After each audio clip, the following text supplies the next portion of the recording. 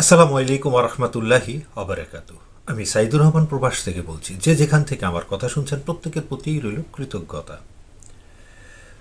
যে মানুষগুলি জুলাই আগস্টের আন্দোলনের এই বর্বরচিত দৃশ্যগুলি দেখার পরও আওয়ামী লীগের প্রধান পালিয়ে যাওয়া শেখ হাসিনার প্রতি আস্থা রাখে, তাদেরকে আপনি যতভাবেই বুঝান না কেন, ৭২ থেকে ১৫ আগস্ট ৭৫ পর্যন্ত মুজিব কি অত্যাচার করেছে এই দেশের মানুষের উপর, সেটা তারা কিভাবে বিশ্বাস করবে?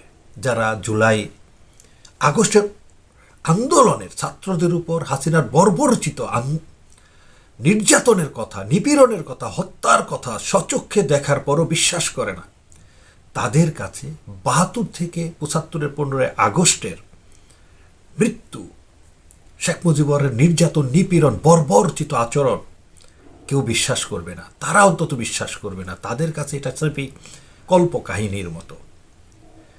আমি একটা কথা বলতে চাই যে বর্তমান সময়ে কিছু সুশীল আওয়ামী লীগ আর বের হয়ে আসছে, যাদেরকে সুশীল হিসাবে আমরা চিহ্নিত করি। তারা একটা কথাকে মার্কেটিং করার চেষ্টা করছে প্রচণ্ডভাবে। তারা এই কথাটাকে সাধারণ মানুষকে খাওয়ানোর চেষ্টা করছে যে গত ১৫ বছরে যে আওয়ামী লীগ ক্ষমতায় ছিল সেটা হাসিনার আওয়ামী লীগ। আমরা মুজিবের আদর্শের আওয়ামী লীগ করতে চাই, মুজিবের আদর্শের আওয়ামী লীগ করতে চাই। তারা শেখ মুজিবুর রহমানের আওয়ামী লীগকে চায়, তারা হাসিনার আওয়ামী লীগকে চায় না। আজকে আমার এই আলোচনায় আমি শেখ মুজিবুর রহমান এবং হাসিনার মধ্যে কতটুকু পার্থক্য আছে বা আদৌ কোনো পার্থক্য আছে কিনা সেই বিষয়টা নিয়ে আমি আমার ক্ষুদ্র জ্ঞানের ভিত্তিতে আলোচনা করার চেষ্টা করব।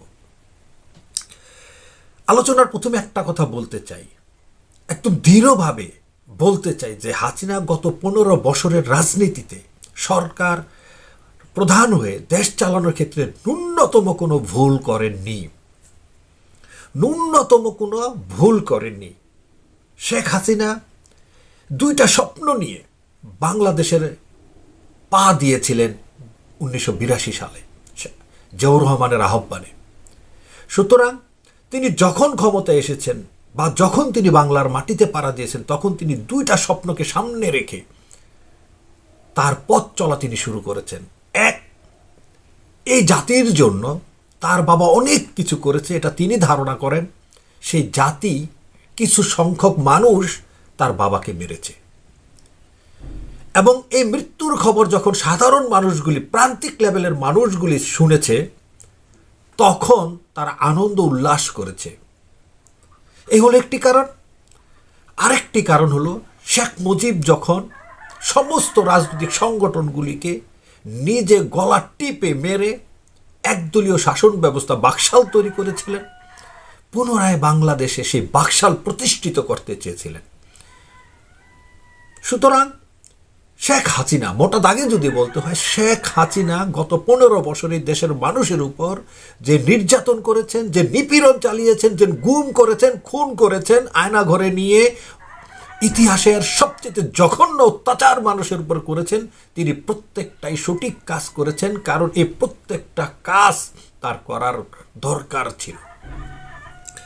ইতিহাসে যদি আমরা ফিরে যাই, ১৯৭২ থেকে ১৯৭৫-এর ১৫ আগস্ট পর্যন্ত যদি আমরা দেখি এবং তার আগের যদি মুজিবকে আমরা দেখি, তাহলে ভয়ঙ্কর রকমের একটা পার্থক্য আমরা দেখব, যেটা অনেকেই বিশ্বাস করতে চাইবেন না। স্বাধীনতার আগের মুজিব, যে মুজিব এই দেশের মানুষের স্বাধীনতার কথা বলতেন, অধিকারের কথা বলতেন, বৈষম্যের বিরুদ্ধে কথা বলতেন, নিপীড়নের বিরুদ্ধে কথা বলতেন, পাকিস্তানি সরকারকে বারবার হুঁশিয়ার করতেন যে দুই দেশের মানুষকে একভাবে নির্ণয় করার, কিন্তু রাষ্ট্রপ্রধান হওয়ার পরেই মুজিব বিগড়ে যায়। ইতিহাস বলে মুজিব ক্ষমতায় তৃপ্ত ছিলেন না, তার আত্মতৃপ্তি হয়নি প্রধানমন্ত্রী থাকা অবস্থায়। তিনি আরও ক্ষমতাকে কুক্ষিগত করার জন্য তিনি রাষ্ট্রপতি হন। আবার রাষ্ট্রপতি হওয়ার পর তিনি দেখেন যে এখানেও তার ক্ষমতার প্রয়োগের বাইন্ডিং আছে, সীমাবদ্ধতা আছে, তিনি আবার প্রধানমন্ত্রী হন। অর্থাৎ তিনি এখানে ওখানে গিয়ে দেখতে চেষ্টা করেছিলেন অবাধ ক্ষমতার মালিক তিনি কিভাবে হতে পারেন। কিন্তু যখন তিনি দেখলেন যে তিনি অবাধ ক্ষমতার মালিক হচ্ছেন না, প্রধানমন্ত্রী থাকলে প্রেসিডেন্টের কাছে যেতে হয় সইয়ের জন্য, অনুমোদন করার জন্য, প্রেসিডেন্ট হলে তিনি অনেক কথাই বলতে পারেন না, তখন তিনি সিদ্ধান্ত নেন। আমি সংক্ষিপ্ত করে বলছি, তিনি বাংলাদেশের যে মুজিব সারাটা জীবন দেশের মানুষের অধিকারের কথা বলছেন, সেই অধিকারকে তিনি পায়ে ঠেলে দেন। যেই মুজিব বাংলার মানুষের সমবন্টনের কথা বলেছেন, সম অধিকারের কথা বলেছেন, বৈষম্য বিরোধীর কথা বলেছেন, সেই মুজিব সমস্ত কিছুকে নিজের হাতে দমন করার জন্য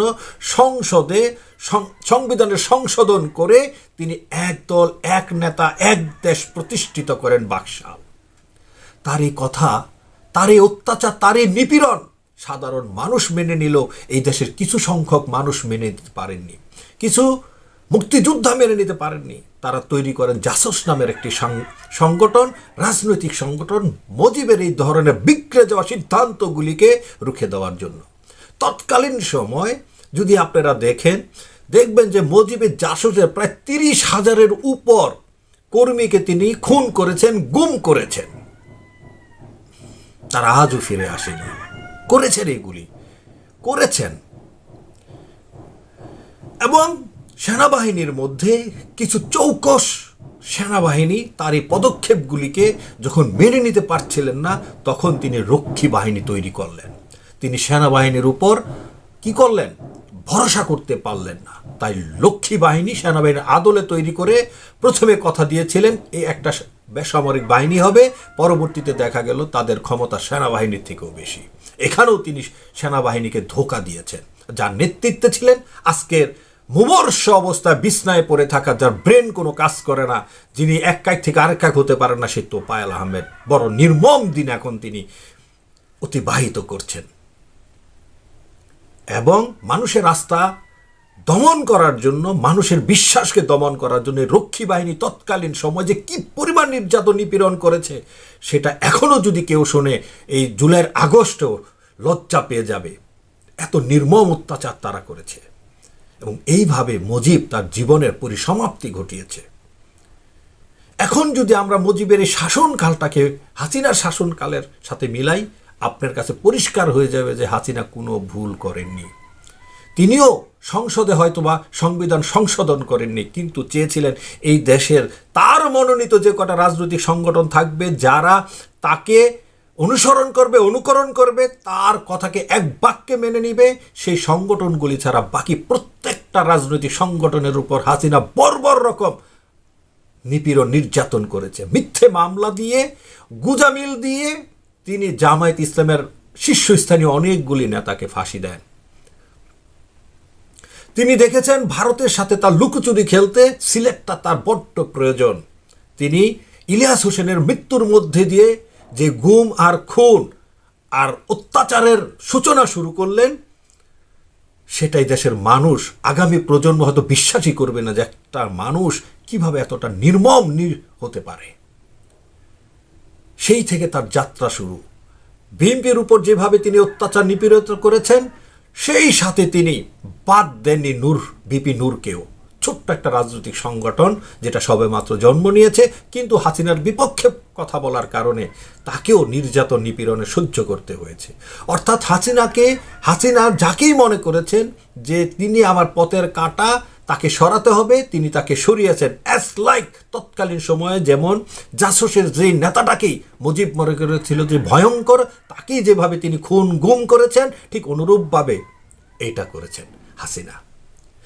শেখ মুজিবুর রহমান তৈরি করেছিলেন লক্ষ্মী বাহিনী, আর শেখ হাসিনা তৈরি করেছিলেন তার যুবলীগ, ছাত্রলীগ।